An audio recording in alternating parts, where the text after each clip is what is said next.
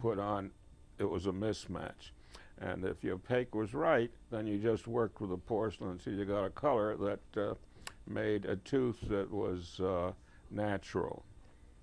And that was basically the problem. And the problem was that you couldn't do this from a theoretical point of view. It had to be done practically. And it was done practically every day in the lab. The dentists would send patients to the laboratory, and Masahiro and Jerry would take shades and then try to reproduce the shades, so that all of the shades that were produced to match an existing dental condition, an existing dentition. And as a result, we built up an enormous amount of practical experience and soon developed a product that could work, not only for us, but for anybody else who used it. Right. So when you started in beginning, there was the vacuum fired porcelain. You started with air fired, right? So you were the one is the first one. Actually, Dent Supply have had idea of vacuum fired porcelain for the denture teeth, but it's Ceramo-Metal, of course. That is, you're the one is pioneer.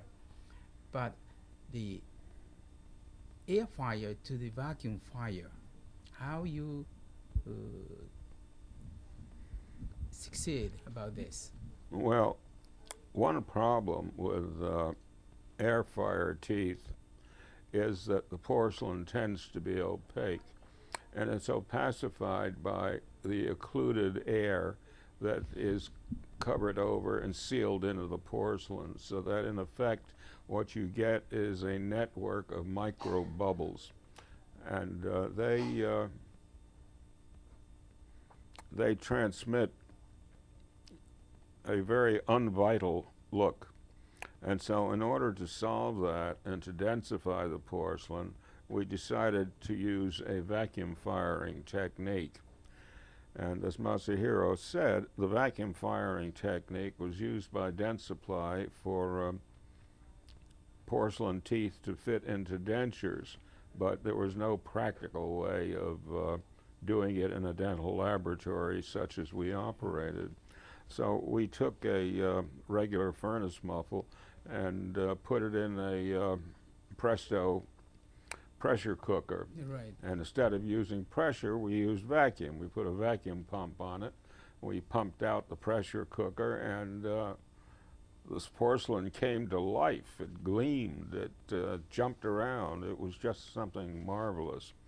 And so the entire air-fired porcelain went out the window because the moment my pressure cooker appeared, a lot of dental manufacturers got into the furnace business, and they began to manufacture vacuum-fired furnaces, some of my friends as well, and the vacuum furnace was all over the country in no time at all, and so was the porcelain. Right. So I remember when I was making a teeth in beginning, I was doing it in firing in air fired. Then since you have made a furnace by taking advantage of using a pressure cooker, that was a quite jump, wasn't it? Well, it was either that or going to somebody who could design it, make the castings, build it, and so on, and I couldn't wait for that. Mm-hmm. So I had a pressure cooker in the kitchen. I looked at it and said, you know, that'll work under vacuum as well as pressure.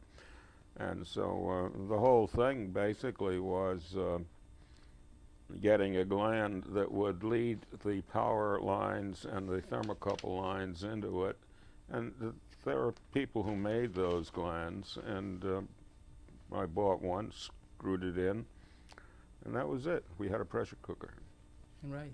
So let's just remember back a little bit before of that time, and why don't you speak something about Weinstein? Weinstein have helped, right? Your research, and how and why did you begin to he involved in dental ceramics. So let's just remember back a little bit. Well, the Weinstein office was a very progressive office in Midtown at a time when television was coming in. And unfortunately, many of the people who were on television had awful dentures, and their teeth were enough to cost them their jobs. And so they used porcelain caps, which were removable, and they did all kinds of things, but none of it was any good. The color was awful, and the lighting for the TV was such as to make the light very unfavorable to these artificial things. Then they felt this need, and so they decided to handle it by going to another technique, which was a Ceramo-Metal technique, which in theory had been tried by a great many people and mostly had failed. There was a Dr. Perlman in Chicago who fused a porcelain jacket to platinum, but the porcelain was wrong, and it worked, but not very well. And the problem was that nobody could cast platinum because the melting point was so high. It required oxyacetylene torches, and they were simply not available in most dental laboratories. So we had to go with the golds, or the Weinstein brothers went with the golds, which were relatively low fusing, and the porcelain, therefore, had to be relatively low fusing. Up till this time, the standard porcelains were denture porcelains, like Just and a few others, and they had fusing ranges around 2300 Fahrenheit, which was pretty damn high, and we had to get it down, because if the porcelain goes at 2300, that meant the solder for the bridge work had to go at 2300, and nobody could do that because they would burn up the metal. So we had to bring the temperatures down from 2300, and we brought them down to about 1800, and then we developed a repair porcelain around 1600, and that's how we proceeded. In your research, what was the most difficult part in inventing the Ceramo-Metal restoration? Before the restoration, the Ceramo-Metal research, ceramic bound onto the metal, what was the most difficult part of this? Matching the porcelain to the metal was the most difficult.